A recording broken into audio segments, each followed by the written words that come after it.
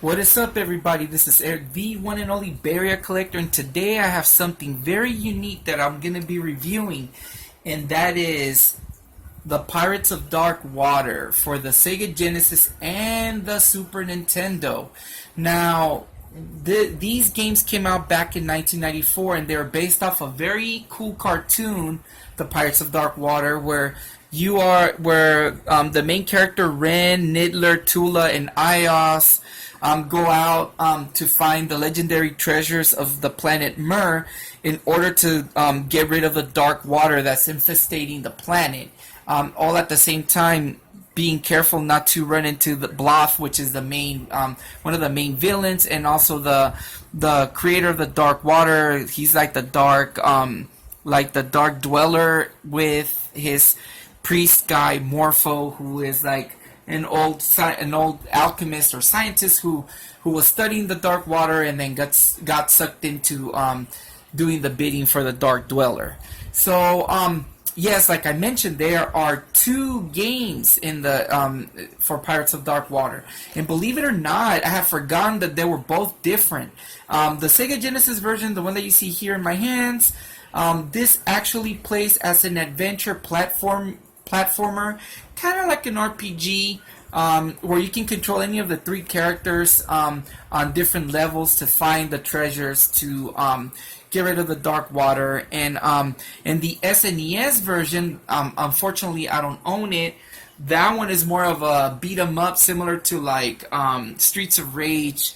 What's that other game? Golden Axe. Similar to those games, it's a straight beat 'em up.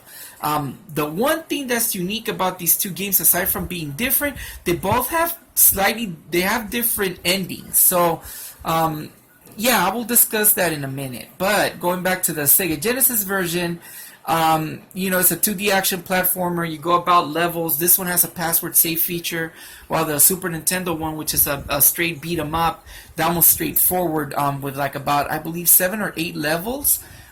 You go off and you collect the treasures in that form, and you go looking for them. Now, yes, believe it or not, if you guys are familiar with the series only had a few episodes. It got cut. For some reason, the series, they cut the series, I believe, because it was getting too expensive to make. I want to say that was the reason. I read about it. That by the time that they were making the second season, because it only had like 2 seasons, it was becoming a little bit expensive to create. So they decided to pull the plug on it, and they never actually finished the series. They actually it was kind of like, out of the 13 treasures, because I guess there's 13 treasures or something like that, they only got like about half of them. So they never explained what happened. So yes, if you guys I'm gonna be reviewing both games after this quick after I talk about this game.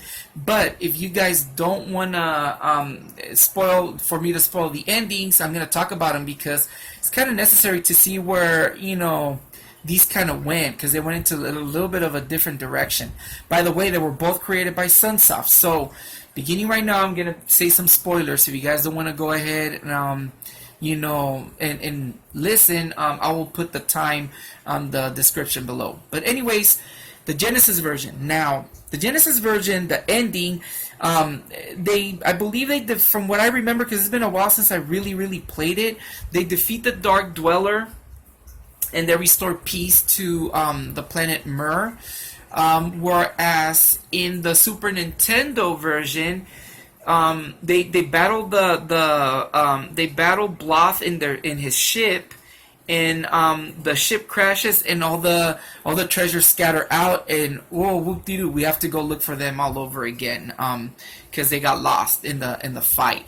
Now, I believe that the Sega Genesis version of the game neatly wraps up the whole series, where the series never finished. I feel it kind of leaves it I want to say it kind of leaves it more. Um, it leaves it more complete, whereas the Super Nintendo one, it seems to be more true to the show, as far as ending wise and how it portrayed the show more closely.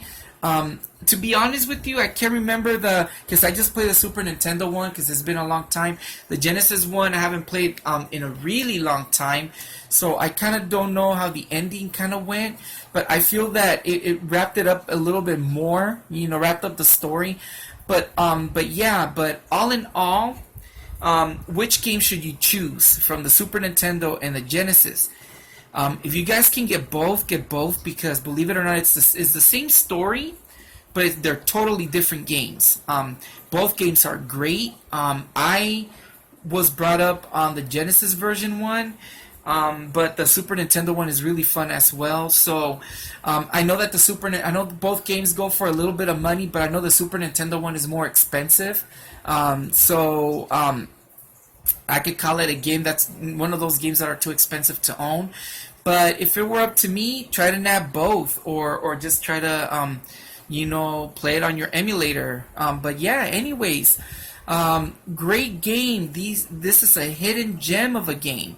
I would highly recommend it. You guys, if pick up any copy, pick up both if you can, or play both because they're both worth it. They're both fun. So, anyways, I'll leave you guys with gameplays of each version, and you guys decide which one you like. So, anyways, this has been Eric, the Barrier Collector. Peace out.